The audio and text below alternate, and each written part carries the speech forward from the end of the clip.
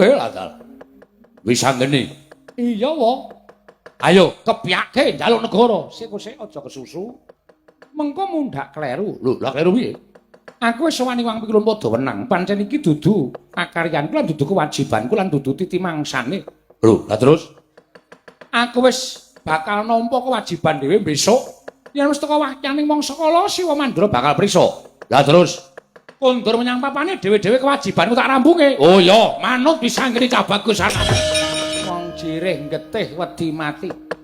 Durung babak kulitmu, durung putung balmu wis mundur saka ing pabaratan. Ora jeneng wis anggeni wedi karo wong-wong jagone Ngastina. Ayo. Iki wis titimaksane mangsa kala ditandingke. Jago Ngastina karo jago Pandhawa.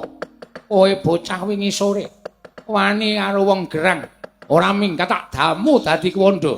Kena dayaning gada inten ora lebur sumyur tanpa dadi aja diuntang wis anggeni keparat.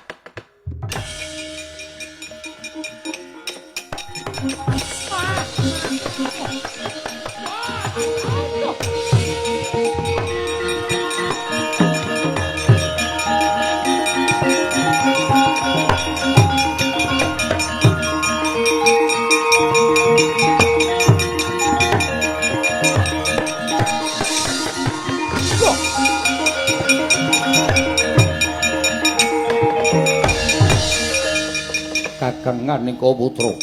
Yayi Manikmaya kados pundi? Sampun ngantos kawanguran wis anggeni. Mumpung tasih wujud badan alus monggo mlajar kemawon. Monggo Yayi kula dherekaken. Weh ladalah iki dewa-dewa dok ngapa iki?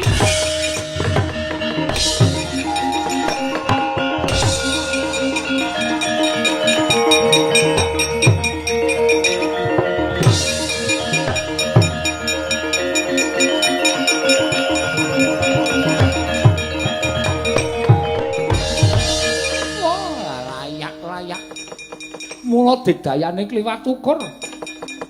Ora pangling sing ning Iwang Pikulun Manikmaya Iwang Pikulun Nganika Putra.